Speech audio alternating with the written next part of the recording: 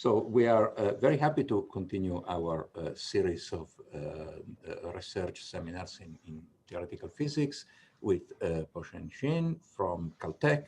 He will talk about generalized symmetry, Berry phase, and duality. And thank you for giving this seminar. Well, thank you very much. It's a pleasure to speak here. So today I'm going to talk about some tools for studying strongly coupled systems.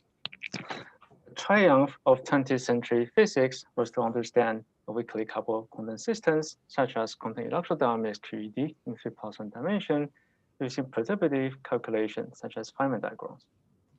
And the real challenge is to understand strongly coupled systems. And there are many important examples of strongly coupled systems, such as quantum chromodynamics, QCD, superconductors, monadic systems, or fractional control systems, and etc. So how do we study such systems?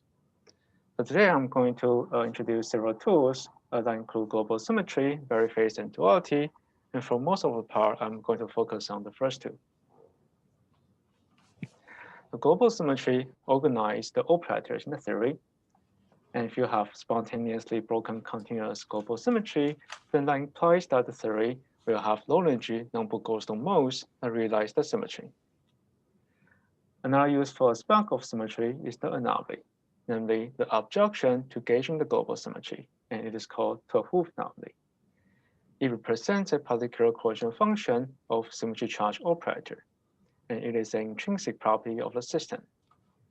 There are several well-known applications for anomaly that includes pion decay from axial anomaly, and integral quantum Hall system that carries chiral H current, and topological insulator that carries single dual fermion on the boundary. So why is anomaly good for?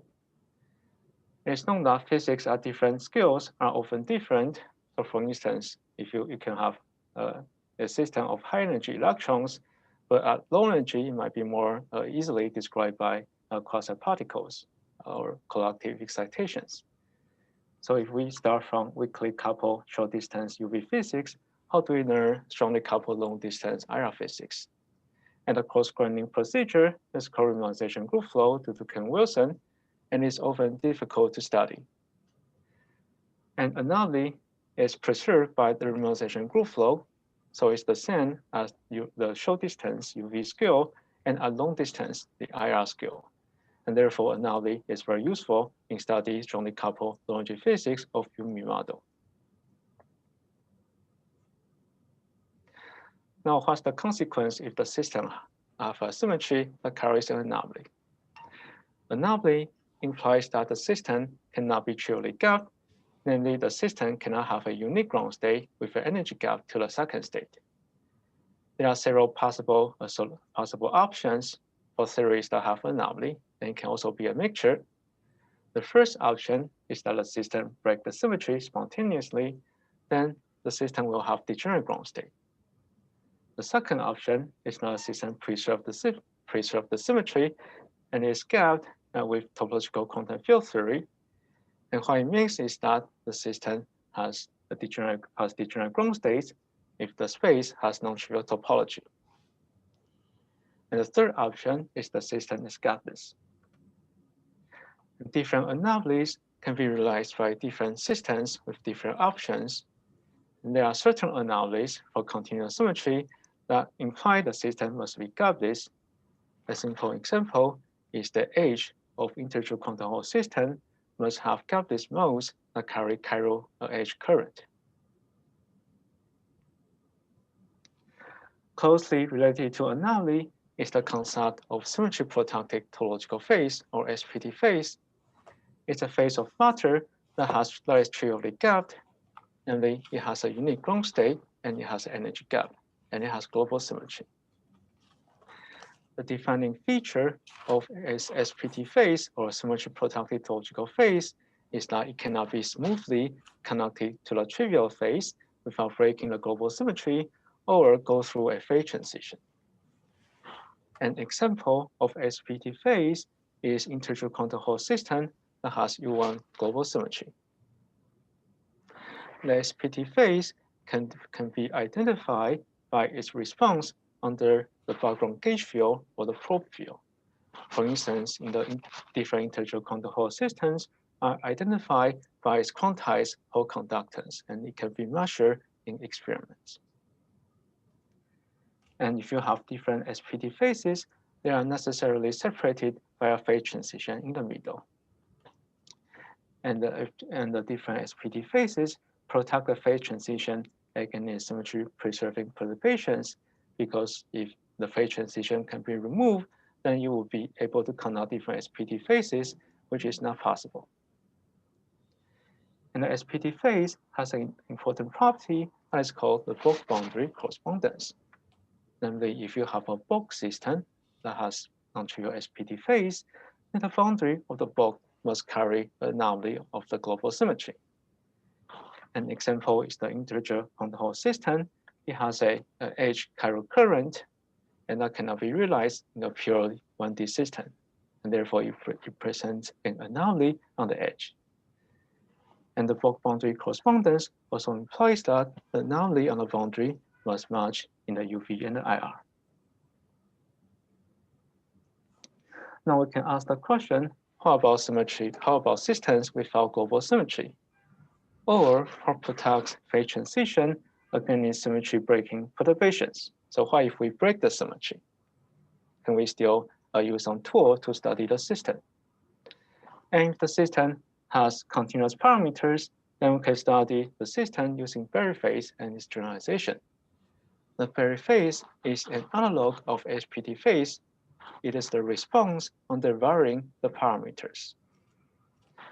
And just as SPT phase, you can ask, is there a bulk boundary correspondence for SPT for Berry phase? And the answer turns out to be yes, as I'm going to discuss later in the talk. Now, general systems can have both local operators and non-local operators, such as Wilson lines in gauge theory. So how do we describe these non-local operators using global symmetry? Now the answer is the so-called higher-form symmetry, where Q-form symmetry transforms Q-dimensional operators.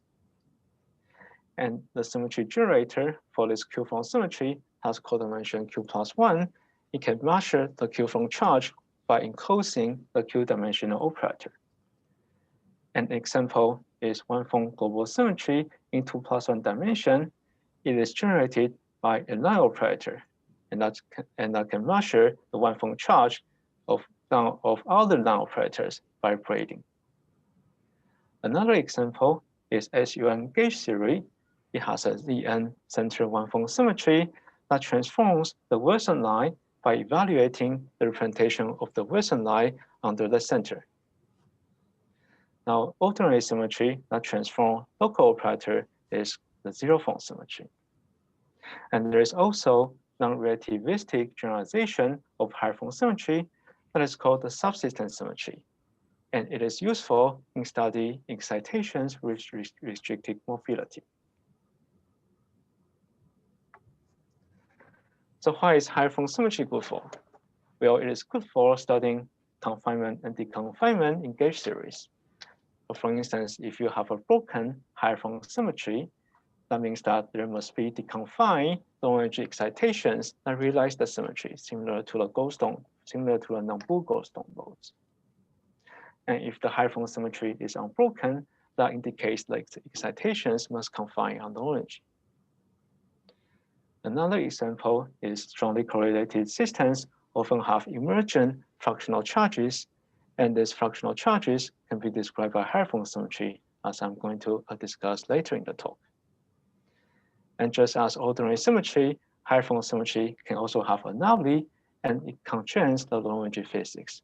For instance, in this paper by Cordova and Dumitrescu, they used the anomaly of one-form symmetry to study the low-energy physics of SU2 gauge theory with adjoint fermions in 3+1 dimension. And there are also symmetry protected topological phase with higher-form symmetry. For instance, we can use the SPT phase and the bulk boundary correspondence to study domain wall physics in QCD. And there are also what is called higher order topological insulator, which is SPT phase protected by one-form symmetry. And it has the interesting feature at a boundary state, there are non-trivial boundary states at hinges or corners, and it has been observed in experiments. So here are some of the topics I have worked on about higher form symmetries, and today I'm going to talk about some of them, while others are related. One of the topics is about gauging one-form symmetry in a bulk boundary 3D 4D systems. We studied the anomaly of one-form symmetry in 3D, and we used the one-form symmetry to study domain walls interfaces in QCD4 in 3+1 dimension. Another topic is called symmetry fractionalization. It is about how ordinary symmetry acts on non-local operators. And this symmetry fractionalization often arises in strongly correlated systems, and we can study this symmetry fractionalization using higher form symmetry that transforms the non-local operators.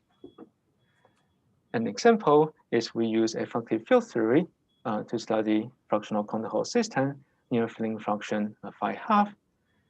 In another example, we study the symmetry fractionalization of Lorentz symmetry and the corresponding gravitational anomaly. Another set of topic is about higher group symmetry, which is a mixture of different higher form symmetries. And it occurs in examples such as QCD, topological field theories, and this higher group symmetry constrains the dynamics of gauge theories, such as symmetry enhancement or symmetry breaking. And the higher group symmetry is also very sensitive to the theta angles in QCD. In another project, in another work in progress, we study a new class of 3+1D bosonic topological superconductor, which are SPT phases with two-pool symmetry. Roughly speaking, includes the time reversal symmetry and one-form symmetry. And we make experiment prediction that includes a novel surface thermal Hall effect and thin three-quarter annuals. So here's the outline of the talk. In the first part, I'm going to discuss Berry phase and its generalization in many-body quantum systems, while the second part of the talk, I'm going to focus on symmetry. So let me briefly review Berry phase in quantum mechanics. So suppose you have a system with continuous parameters, I'm going to call lambda, or some slowly varying the growth radian, and the system has a unique ground state. So if we start with this ground state, and we change in the parameter along a closed loop in the space of parameter, then we vary the parameter and then return to the origin, and without closing the energy gap. Then the ground state will change by a Berry phase, which is the integral of the Berry conduction. A simple example is spin 1/2 magnet placed in a magnetic field with this Hamiltonian, and then when the magnetic field is non-zero, the system has a unique ground state with an energy gap. Well, if the magnetic field is zero, the Hamiltonian vanishes, and the system has degenerate ground state. And then we will ask the question, how do we detect this transition when the magnetic field vanishes? And the answer is using a Berry phase. Namely, we can compute the Berry curvature of the system associated with the parameter, which is the magnetic field. We find that the system has a non-zero Berry number. So what's the implication of having a non-zero Berry number? So the Berry number is having a non-zero Berry number implies that the phase diagram, namely the space of magnetic field, must contain a phase transition. Because suppose there were no phase transition, then any sphere in the parameter space will be contractible to a point. And the Berry number on the sphere will be 0 instead of 1 because Berry number is a topological quantity.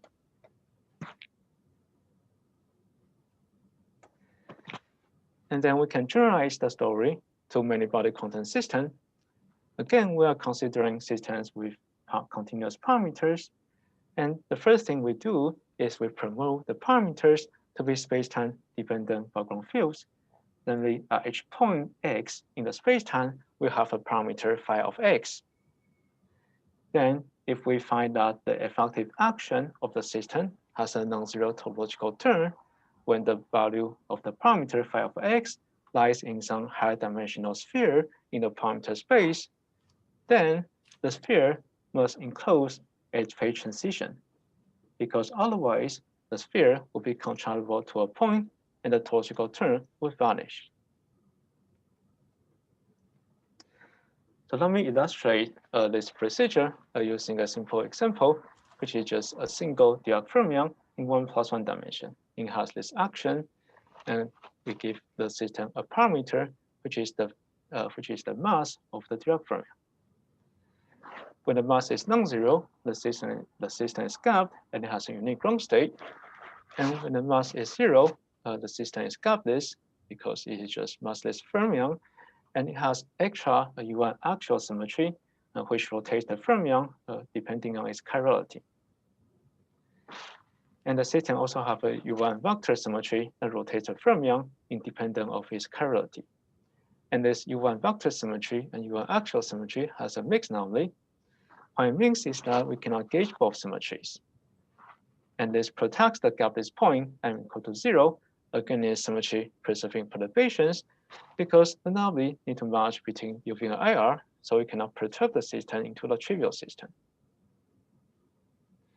Now let's perturb the system by a U1 axial symmetry breaking perturbation, which is simply the mass of the fermion that I'm going to call m perturbed.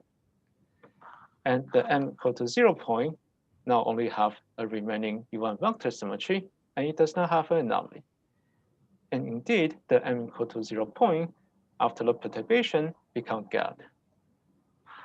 On the other hand, in the entire phase diagram, there is still a gapless point at m equal to m perturbed. And then one can ask, is the existence of gapless point in the phase diagram protected by something other than anomaly? And the answer is that it's protected by Berry phase. So we first promote the parameter and the mass of fermion to be space-time dependent. And we notice that the phase of mass can be rotated away by a local U1 axial transformation. And then the mixed anomaly between the U1 axial symmetry and U1 vector symmetry tells us that the system has an effective function given by d alpha. Alpha is the phase of the mass, and the background ratio capital A for the U1 vector symmetry. And this effective action is non-trivial if we consider a large loop in the parameter space, because if we evaluate the integral of d alpha on a very large loop in the parameter space, it simply counts how many times the phase of the mass winds around the origin. And for a very large loop, it equals to 2 pi, and it's non-zero. Therefore, the loop is not contractible. That means that in the phase diagram, this loop must enclose a phase transition. So let me discuss another more practical example, which is called Néel-VBS transition in 2+1 dimension. The system can be described by a Heisenberg model Hamiltonian with correction. And this model has several ground states. One of the ground state is called Néel state, which is an anti-ferromantic state, where the spins on neighboring sides are anti-aligned with each other, and this state spontaneously break the SO3 spin rotation symmetry. Another ground state is called the valence bound solid state, or VBS state. It's a paramagnetic state, and it has the feature that the spins on neighboring sides form a singlet bond. So it has broken a lattice, a 90-degree rotation symmetry if we consider square lattice. Now we can ask, is there a phase transition in the middle? And this phase transition was proposed to be described by an effective field theory. And this effective field theory has the same IR physics as the lattice model. This effective field theory is U1 gauge theory with 2 complex scalars. And it has SO3, or roughly speaking, SU2 symmetry, and rotates the 2 complex scalars. And that matches with the SO3 spin rotation symmetry. And the system also have a U1 symmetry that counts the emergent monopole number, and the matches with the lattice rotation symmetry, where the square lattice geometry break the U1 to 90-degree rotation. Now we can ask, is the phase what protects the phase transition in the middle? Now the phase transition is protected by a mixed anomaly between the SO3 symmetry and the U1 symmetry. And the anomaly has order 2. What it means is that if you take 2 copies of the system, then there is no anomaly. And this anomaly protects the phase transition from symmetry preserving perturbation. So what about symmetry breaking perturbation? So for instance, if we place the system on a honeycomb lattice, then the honeycomb lattice geometry breaks U1 to 180, 120-degree rotation symmetry, then the anomaly becomes trivial. Then we can ask, is there still a phase transition protected from perturbations because the anomaly now becomes trivial? Sorry, excuse me. Can you say a few more words how to see that there is this mixed anomaly? Because it's a 3-dimensional system, right? So usually, right. So how to see that this anomaly okay, is present? let me explain that. So a mixed anomaly, to see there's a mixed anomaly, you can first gauge one of the symmetry and see if there's a problem about the other symmetry. So let's first gauge the SO3 symmetry. Now the gauge group becomes U1 times SU2, and we push them out by a common Z2. And the common Z2 is the Z2 that flip the sign of the scalar. And this flipping sign is both a SU2 rotate, is both part of SU2 of a global symmetry that rotates the scalar. It is also part of the Z2 in the center of the U1 gauge series. And therefore you have this Z2 quotient. And because of this Z2 quotient, the U1 monopole number, which is the flux of the U1 gauge field, now becomes half quantized. And that tells you there's a mixed anomaly.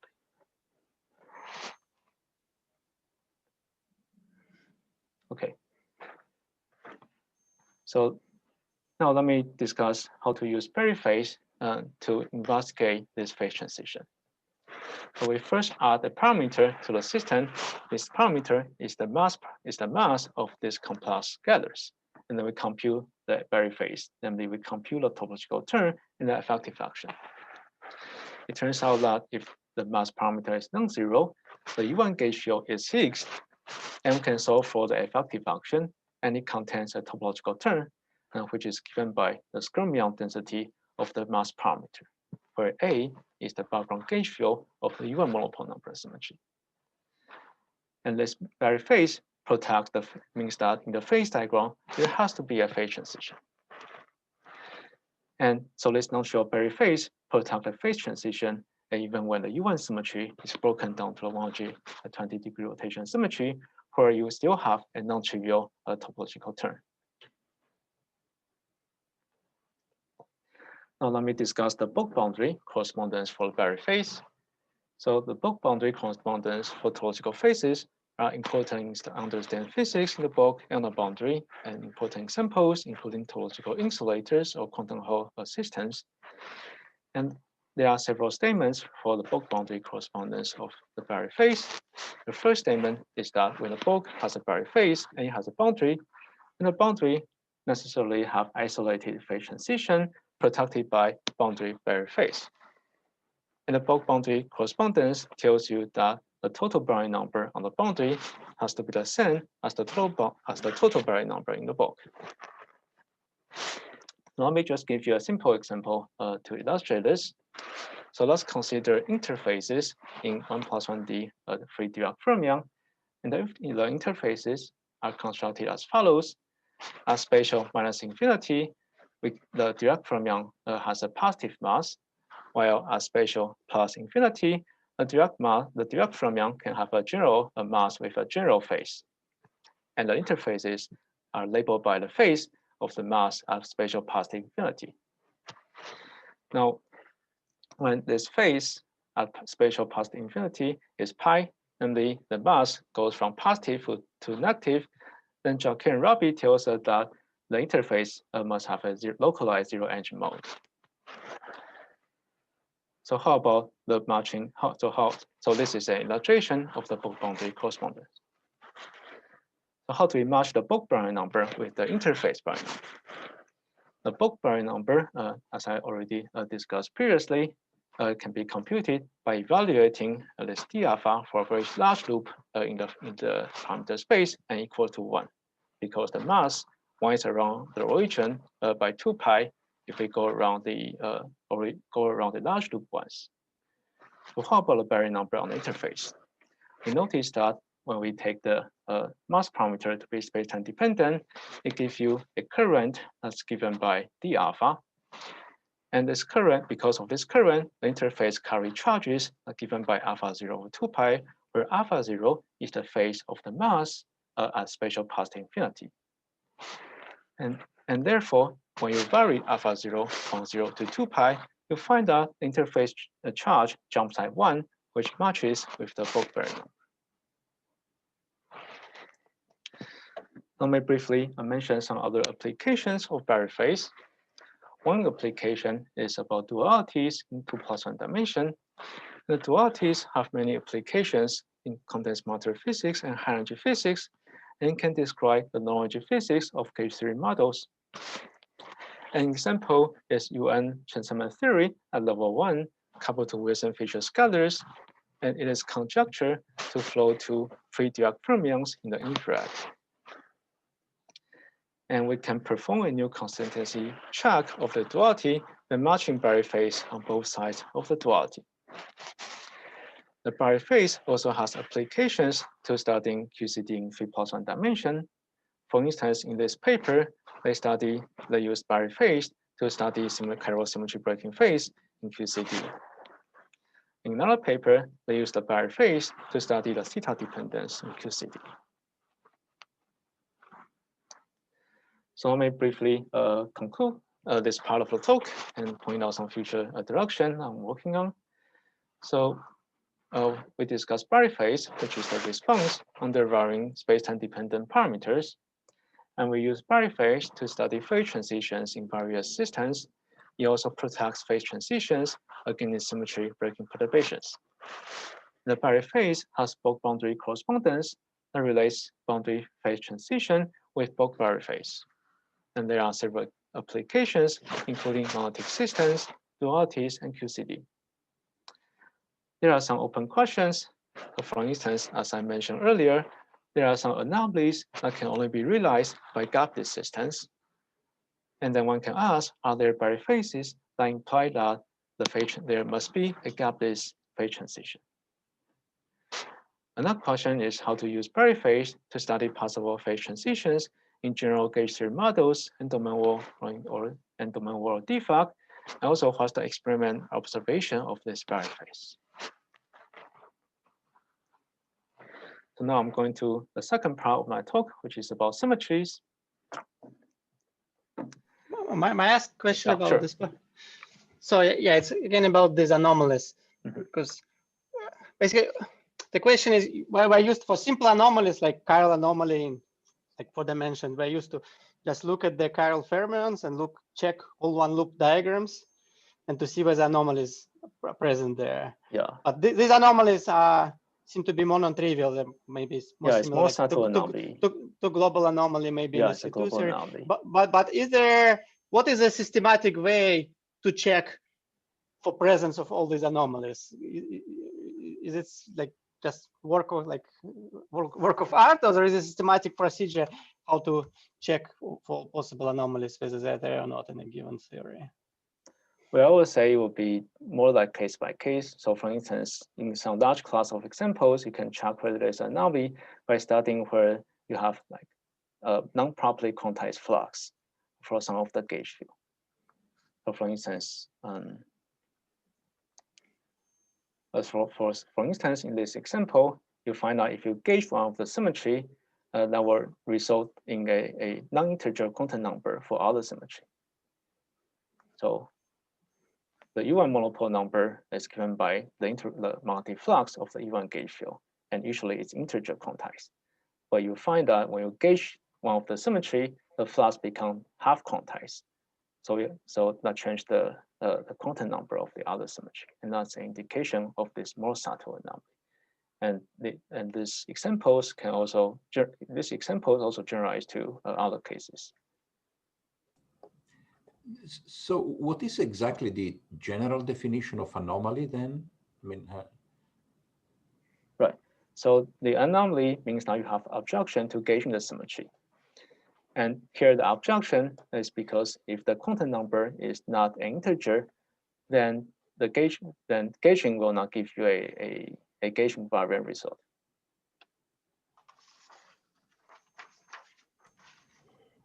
Okay, thanks. So, yeah. And then how does it apply to discrete symmetries? How this apply to discrete symmetry? Well, in general, a general procedure for studying anomaly for like discrete or continuous symmetry is by a formal procedure is by studying whether when you fuse different symmetry generator, you'll got some you'll got some phases, and these phases will indicate an anomaly. So, for instance, well, let me draw. Can you see my pen? Yeah. Okay, great. So, for instance, in 1+1 dimension, you can ask, suppose you have discrete symmetry, and which is generated by a domain wall in 1+1 dimension, which is a line. Then you can ask, what happens if you fuse a symmetry generator labeled by G1, G2, G3 in different way? Like the first picture on the left, you first fuse G1, G2, and then G3. Well, the picture on the right, you first G2, G3, and then fuse with G1.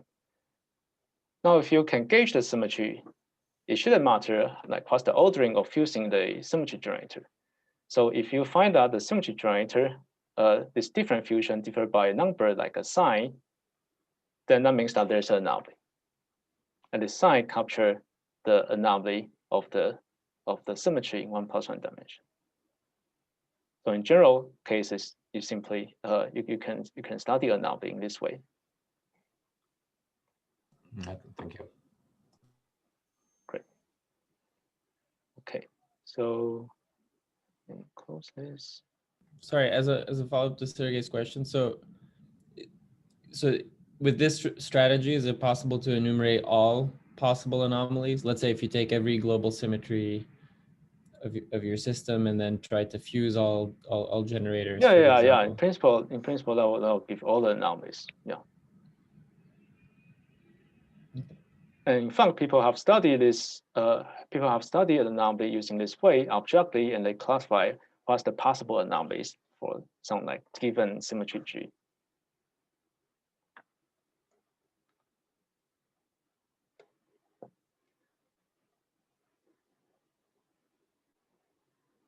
So let's see. So I hope this is more or less clear. So if there are no questions, I'm going to go to the second part. Okay. Let me clear the.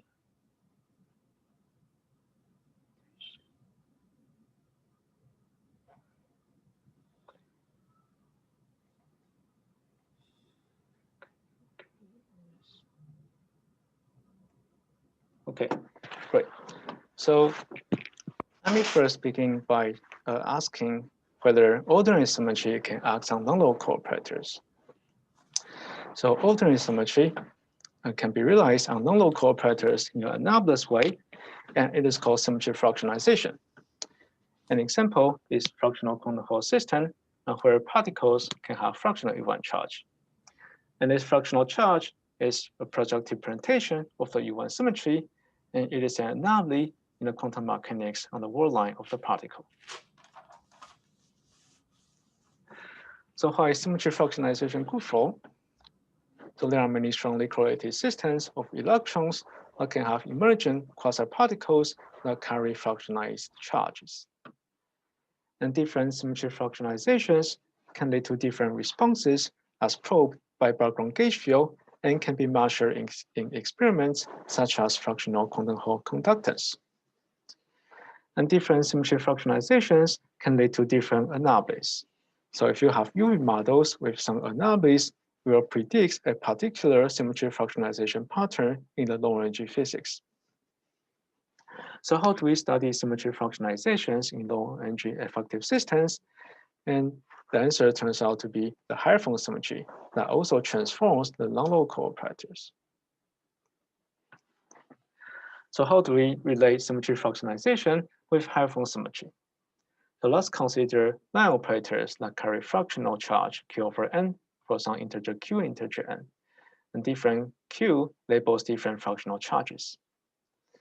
And if we turn on a background gauge field of the U1 symmetry, then the line operator will attach with a Wilson line with fractional charges, or more precisely, we should rewrite this using Stokes theorem as an integral of the surface that bounds the line operator. Now, if we turn on a background field for the one-form symmetry, then the line operators that transform under the one-form symmetry will not be gauge invariant, and therefore it also has to be attached with a Wilson surface of the background gauge field B2 for the one-form symmetry. Now, by comparing these two pictures, we find that different symmetry fractionalizations or different fractional charges Q over N correspond to different backgrounds for the one-form global symmetry. And this leads to a classification of symmetry fractionalizations. And similarly, the symmetry fractionalizations for higher dimensional operators will be classified by higher form symmetry. Now we can ask, how do we compute the quantum Hall conductance using this picture? An integer quantum Hall conductance can be modified by stacking the system with SPT phase with U1 symmetry without modifying the dynamics. On the other hand, fractional quantum Hall conductance is intrinsic to the dynamics of the system, and it cannot be modified by stacking with SPT phases. So having fractional quantum Hall conductance means that the system is not trivially gapped, namely the system cannot be gapped with a unit ground state. On the other hand, anomaly also implies the system is not trivially gapped. So one naturally wonders, is fractional quantum Hall conductance related to anomaly in some way? And if so, what kind of symmetry? It turns out that the answer is anomaly of one-form symmetry. So as I mentioned in the beginning, one-form symmetry in 2+1 dimension is generated by line operator, and it is characterized by the spin of line operator. Namely, when you twist the line operator by 2π rotation, you will produce a phase given by 2πi times the spin. And when the spin is fractional, we cannot restrict the system to the neutral state of the one-form symmetry, where the one-form symmetry charge generator becomes the identity. And therefore, it is an objection to gauging the one-form symmetry. Namely, the anomaly of one-form symmetry is the fractional spin of the symmetry charge that generates the one-form symmetry. As an example, if the one-form symmetry is Zn, then the spin of the generator can be P over 2n for some integer P. And the bulk boundary correspondence describes the anomaly using a bulk term in 3+1 dimension that is quadratic in the background gauge field B2 of the one-form symmetry.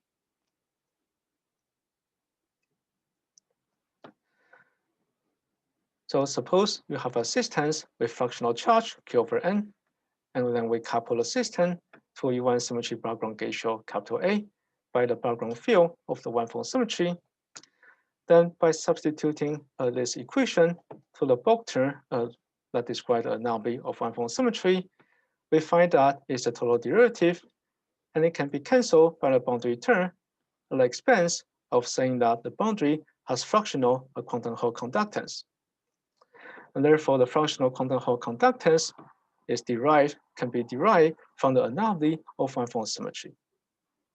Or more concretely, if the one-form symmetry is Zn, and the symmetry generator has been P over 2n, and the fractional Hall conductance is given by PQ squared over n. And this discussion applies to general gravity system in 2+1 dimension. So let me give you an example of applying this procedure. So we apply this procedure to study the effective field theory for fractional quantum Hall systems near filling fraction phi-half. And such systems have been studied by both numerical simulation and by experiments. So experiments can measure the quantum Hall conductance, and it is phi-half in suitable unit. And it also measures the thermal Hall conductance, namely if you impose a temperature gradient in the y direction and measures the thermal current in the x direction, and the coefficient gives you the thermal Hall. thermal Hall conductance. And the experiment measurement gives you thermal Hall conductance phi-half. On the other hand, the numerical simulations find that the system either has thermal Hall conductance 7.5 or thermal Hall conductance 3.5. So how do we reconcile these results? One of the proposals is that there is actually an additional parameter, which is the disorder in the system that is not present in simulation. So when the disorder is weak, we should recover the result obtained by numerical simulations. Then we should recover the state with thermal Hall conductance 3.5 or 7.5 that correspond to a TQFT that's called a fermion, or a TQFT that correspond to that's called the anti-fermion. And at weak disorder, we have domain walls separating these two states. On the other hand, at strong disorder, the physics is more closely related to what is observed in experiments, and that gives you a state with thermal Hall conductivity phi-half, and it is a TQFT that is called a particle Hall fermion, and it has a particle Hall symmetry. Now the problem is that there is no good way to describe the phase transition between all these states that has the Hall conductivity phi-half, and this is a problem that we solve. So we use the method that I discussed earlier to propose an effective field theory that is able to capture all these phases. This effective field theory is very complicated. It has an O2 gauge field with a transistor and two Dirac fermions, and also neutral real scalar. And this effective field theory gives the phase diagram on the left. Here in the blue segment in the middle, it is a first order phase transition with spontaneously broken particle Hall symmetry, and there are spontaneously created domain walls that separate the fermion state with thermal Hall conductance 7.5 and anti-fermion state with thermal Hall conductance 3.5. Well, when we go further up in the vertical direction, the system becomes in another state, which is called a pH fermion state, that is observed in experiments. And the transistor in the effective field theory has a Z4 one-form symmetry and it has an anomaly, and this anomaly gives rise to fractional quantum Hall conductance phi-half for the entire phase diagram on the left. And there are some open questions.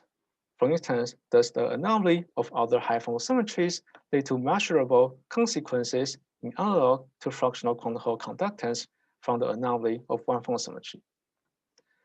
Another question is, how do we describe the anomaly of higher-form symmetries? So are there analog of fractional spins for higher dimensional operators? And this is related to some of our work and also some work in progress.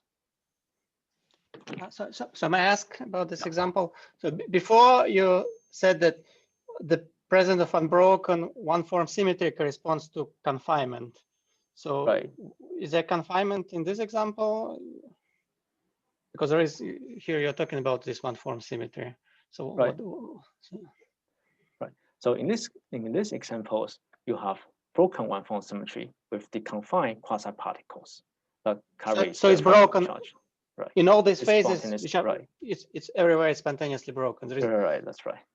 So how do you know there is no confined phase on this diagram? Was there a way to see that there is no confined phase also? Right. So this has to do with the effective field theory.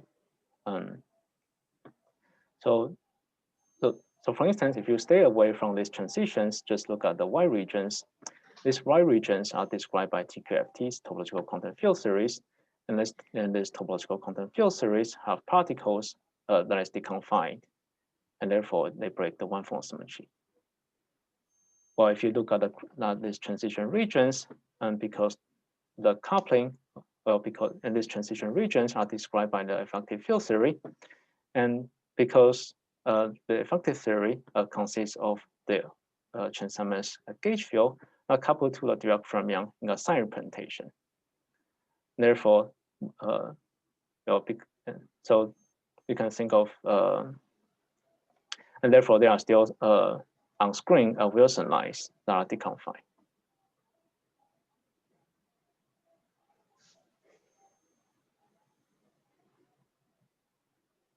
But this effective field theory, well, it wasn't derived from first principles, right? It was kind of yeah, that's right. So we found an effective theory, the interplay between these phases. So could it be that in the actual phase diagram there is also confining phase, which is not captured by this effective Okay, phase let me give you another reason why the phase diagram will have deconfined excitation. Well, this is because because the experiment measured that it has a fractional quantum-Hall conductance. And fractional quantum-Hall conductance means that you necessarily have some quasi-particles that carry fractional charges that are deconfined. I think that's more physical answer.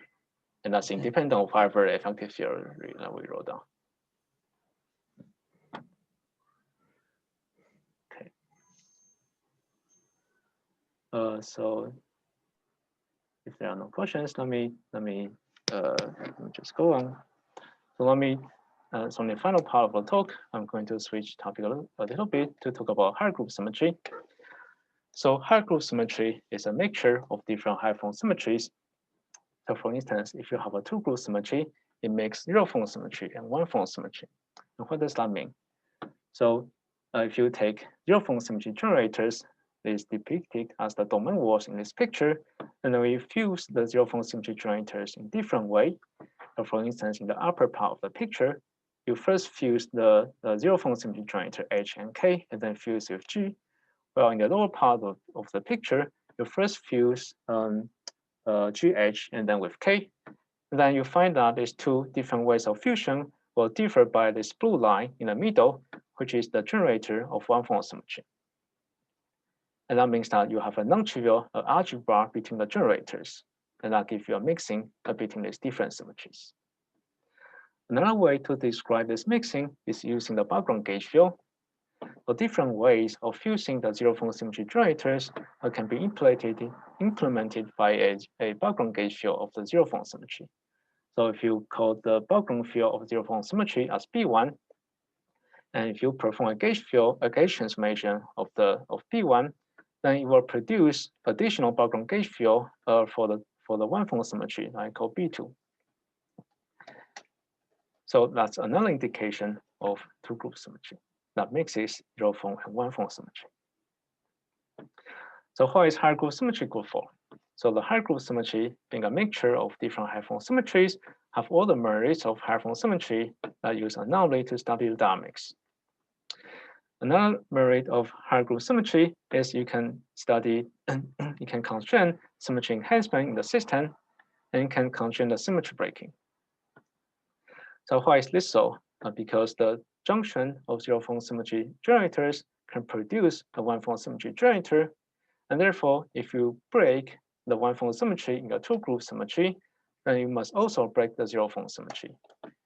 And this symmetry breaking can be applied to study the axion-Yang-Mills theory in 3+1 dimension that has a three-group symmetry that mixes two-form symmetry and one-form symmetry, where the two-form symmetry transforms the axion strings, while the one-form symmetry transforms the Wilson line.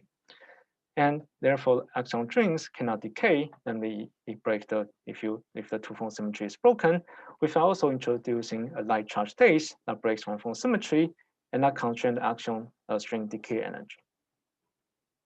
So now let me list some common features of gauge theory examples that have high group symmetry. So suppose you have a gauge theory it has symmetry with gauge group G. You will have symmetries whose generators are decorated by lower dimensional twisted G gauge theory. And the twisted G gauge theory just means that it's a G gauge theory with a non-trivial topological action of the G gauge field. And such symmetries often mix with the central one-form symmetry to form higher groups. In gauge theory, where part of the center of the gauge group acts on the matter fields as flavor symmetry, while part of the center that does not act on the matter field becomes the one-form symmetry. And this flavor symmetry and one-form symmetry also usually form a two-group symmetry. Another examples are gauge theories with discrete theta angles and matter fields. Let's skip this. So let me give you an example, a simple example of gauge theory with high group symmetry. It is the Z2 gauge theory in 3+1 dimension. It is one of the simplest gap phase of matter with topological order beyond Landau paradigm, and it does not have any local degrees of freedom.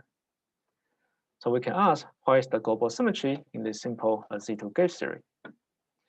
To study the symmetry, we can describe the Z2 gauge theory using the continuum description by writing it using the one form A1 and two form B2 with this BF turn action, where this gauge field B2 constrains A1 to be a Z2 gauge field. The theory has one form symmetry generated by the integral of B2, and it transforms the Z2 Wilson line integral of A1. The theory has led to a two-form symmetry that is generated by the Z2 Wilson line integral of A1, and it transforms the Wilson surface integral of B2. And moreover, the theory has led to ordinary symmetry generated by a domain wall that is decorated with the Z2 transaminate theory in terms of the gauge field A1. And on the domain wall, there is also a gauge field B1 that constrains A1 to be a Z2 gauge field, which is the remnant of B2 on the domain wall. So these three symmetries that I discussed above actually mix with each other to form a three-group symmetry. So how do we see this? We can study the mixing by studying the algebra of the symmetry generator. So let's first consider the junction of zero-form symmetry generator, where two non-trivial zero-form symmetry generators fuse into a trivial zero-form symmetry generator, as denoted by this dashed line here. And this small arrow indicates the orientation on the generator. Now, if we furthermore insert additional generator for the Z2 one-form symmetry that intersects the domain wall, as shown in this yellow region in the picture, and we discover that there's additional Z2 one-form symmetry generator, as indicated by this blue line here. And therefore, the generators for these three symmetries are from a non-trivial algebra, and it indicates the symmetries actually form a three-group symmetry. Another way to study the mixing between different symmetries is using the transformation of the background gauge field. So if we turn on a background gauge field, B1 for the zero-form symmetry, and B3 for the two-form symmetry, and then we study what happens if we perform a Z2 one-form symmetry transformation, we find that the background for the two-form symmetry actually transforms. And that means that the three symmetries, that means that the three symmetries mix into a non-trivial three-group symmetry. Another example is two-group symmetry in QCD4, where the QCD has gauge group spin n with NF quarks in the vector presentation, and it has C2 one-form center symmetry that transforms the Wilson lines in the spinor presentation. And the theory has a flavor symmetry. We'll focus on SU NF flavor symmetry that rotates the NF quarks, and we'll consider the case when NF is even. And we'll consider the case when n in the spin n gauge group is 2 more 4, where the center of the gauge group is Z4. And the Z2 subgroup of the Z4 center does not transform the quarks, and that gives rise to the Z2 center one-form symmetry. Well, the quotient Z4 more Z2 transform the quarks, and that tells you that the faithful flavor symmetry that rotates the quark is not SU NF, but actually a quotient SU NF more Z2.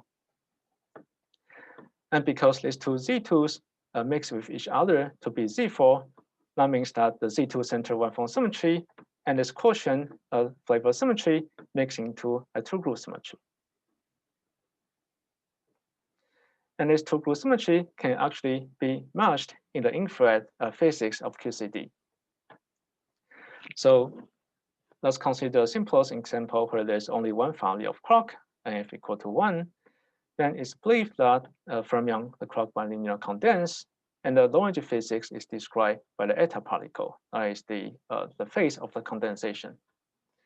And because one-form symmetry does not act on the eta particle, so we have unbroken two-group symmetry that are trivially in the IR. now let's increase the number of clocks, but still small enough such that the theory still in the chiral symmetry breaking phase with confinement, where the SU-NF flavor symmetry is broken to SO-NF symmetry, and the anomaly, let's say, goes down most with a target space given by the quotient. And the sigma models have strings that correspond to the UV Wilson line. So we can ask how to match the UV two-group symmetry that includes both the one-phone symmetry and the flavor symmetry in this infrared sigma model. And the answer turns out to be provided by West-Muller term of the sigma model, as discussed by this recent paper. And this West-Muller term therefore match both the two-group symmetry and the perturbative chiral anomaly of the flavor symmetry. So let me briefly conclude, and there's some future questions. So higher-form symmetry is useful in studying non-local operators, and higher-form symmetries can classify how ordinary symmetry acts on non-local operators. And the anomaly of one-form symmetry in 2+1 dimension leads to different quantum Hall responses that can be measured in experiments. And high-group symmetry is useful in constraining symmetry breaking, and it can be present in many gauge theory models, such as Z2 gauge series and QCD. And there are some future questions. For instance, does the anomaly of higher-form symmetry or high-group symmetry lead to measurable responses, such as fractional quantum Hall conductance for one-form symmetry? And does the anomaly of higher-form or high-group symmetry give you any new results about phases of gauge theory? Also, another work in progress is about studying topological phases protected by high-group symmetry. So with this, I will thank you for listening and stay healthy. Thank you. Okay. I have just a general question, and then I hope that there will be more. There are many applications to condensed matter. Now, how much of all these structures depend on locality or on Lorentz invariance, on having the usual properties of relativistic conformal field theories? And condensed matter does not have the relativistic invariance and doesn't have Lorentz invariance, except in some special cases, right? Right. So all these physics can be generalized to the non-relativistic case, where this higher-form symmetry is called a subsystem symmetry. And so another answer is that because it's believed that if the condensed matter resistance is gapped and it has an energy gap, then the theory analogy is described by a topological quantum field theory. And all this discussion can be applied to topological quantum field theory. Thank you. Are there other questions? So, so you mentioned at some point about these examples beyond Landau paradigm, by which, if I understand correctly, you mean that kind of Landau paradigm is something that different phases can be described by kind of the some local order parameter.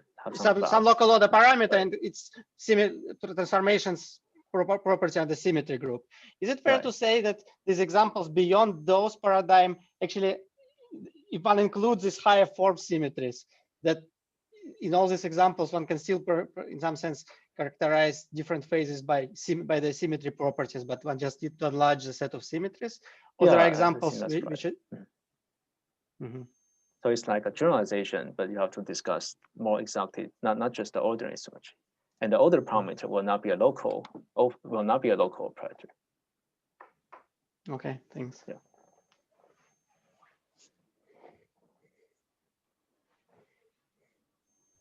Yeah, I have a question here. So as far as I know, all the higher form symmetry has to be abelian ones, right? Right.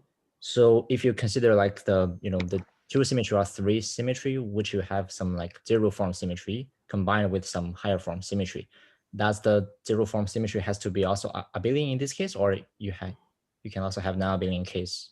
It can be general non-abelian zero form symmetry. Okay. So for instance, in the QCD example, the zero-form symmetry is SUNF mod Z2, which is a non-abelian in general. Well, the one-form symmetry, well, let's switch to the slide. Right. So in this QCD example, the zero-form symmetry is the flavor symmetry that rotates the NF clocks.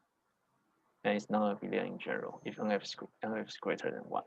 While the one-form symmetry is Z2 center one-form symmetry. I see. Thank you.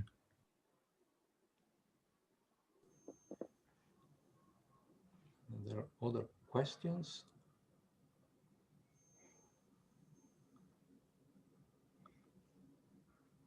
Any level, no matter how introductory.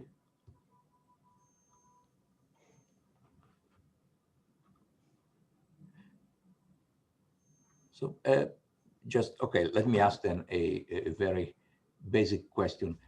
Sure. Can one way of seeing anomalies is to compute a partition function in the presence of background fields Right. and see that it's not invariant under gauge symmetries or some symmetries of your theory. Are all anomalies visible by looking at the partition function? So can one detect all possible anomalies in this way? Or are there anomalies that instead leave the partition function invariant? Well, I think, yeah, that's an interesting question. I think you can detect the anomaly. So what does the anomaly mean? You can first weakly gauge the symmetry by introducing a background gauge field and study whether the partition function is gauge invariant. So I think with this procedure, I should be able to see there's an anomaly using the partition function.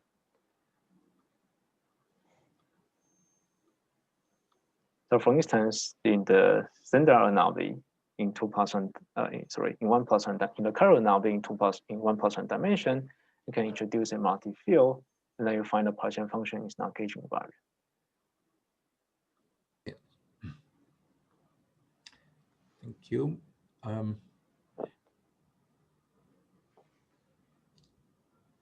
So do I understand well? I mean, with this, by studying anomalies, you can show that systems are not gapped, right? But then you cannot prove that the system is gapped, right? You cannot say prove confinement or something. That's, you mean like how to use anomaly to learn like more detailed physics, or? Yeah, to learn whether a system is gapped. I mean, you can learn that the system is not gapped, right? In some cases. Mm-hmm. But Right. But you cannot prove, say, that a system is gapped, right? Yeah, that's an interesting question.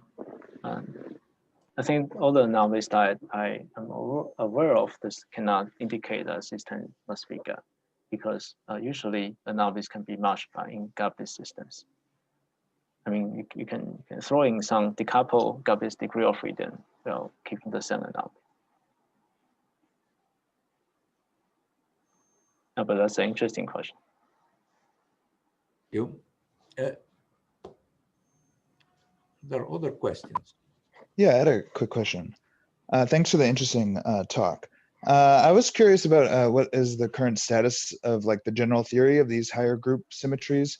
For instance, is it known that like that the sort of higher groups that can be constructed in these sort of means that you showed us, is that all possible? Does that cover the space of higher groups that you can have, or is that some subset that's represented?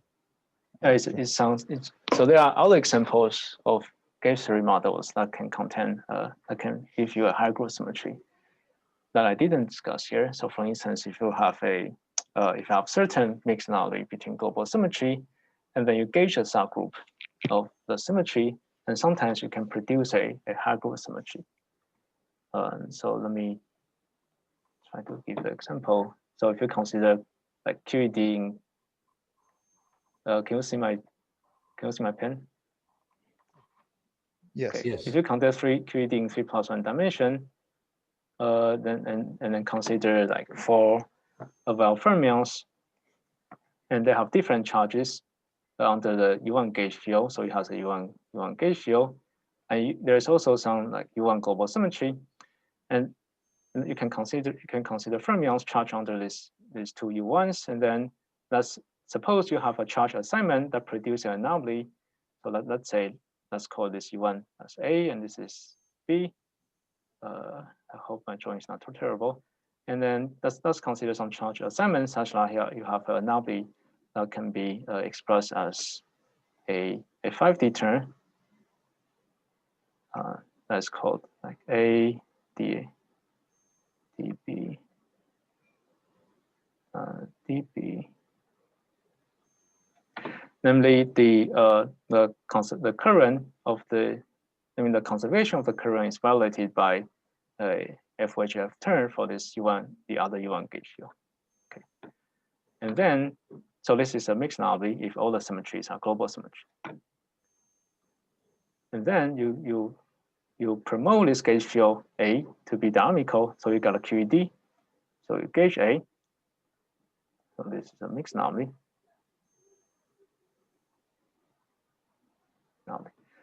And if you gauge this gauge field, this U1 gauge field A, then you got a one-form symmetry. One-form. The current is given by star dA. So it's a two-form current in 3+1 dimension. And because of this mixed anomaly, there will be a mixing between this one-form emergent one-form symmetry and the original one-form symmetry. So this will be two group.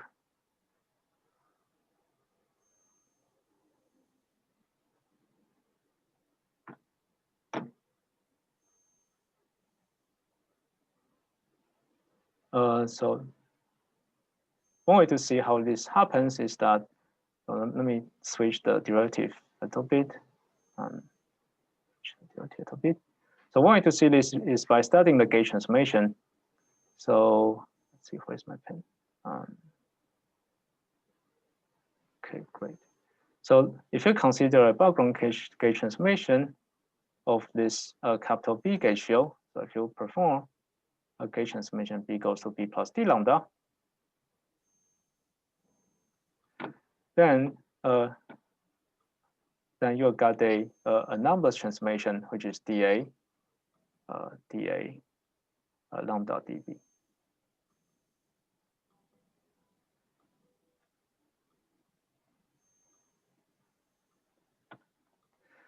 On the other hand, this one-form symmetry, if we turn on a background field, so let me call it C. So this background field is C. It's a two-form field, and coupled to dA, which is the current of the one-form symmetry. And by comparing this transformation and how the background of one-form symmetry coupled to the current, you find that under the transformation, the background of the one-form symmetry will also transform. So C will go to C plus lambda dB. And therefore, you find that when you perform a zero-form symmetry transformation, you also change the background field of one-form symmetry, and that's an indication of two-group symmetry. So that's another mechanism of producing models with two-group symmetry from the mixed anomaly. Okay, thank you for the example. I guess I'm interested in the what's known about going the other direction. Can you, for instance, do you know, like, can you make all higher groups in one of these collection of these methods? Can you realize all higher groups in some QFT? Yeah, that's an interesting question. I believe the answer is not no, but all these models, like I told you, will give you a large class of examples that realize the higher group. And all the possible higher groups are classified mathematically. Well, these models will give you a large class of them. But that's an interesting example. Sorry, that's an interesting. Yeah, that's an interesting introduction. Yeah.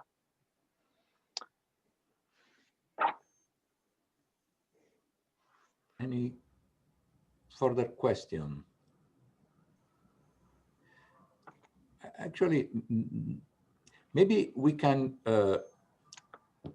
thank Po-Shen again, and we can continue with the questions later privately, because then we can have more time and leisure to talk.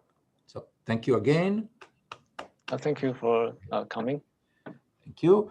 And I will stop recording, but then we'll continue talk for whoever wants to stay.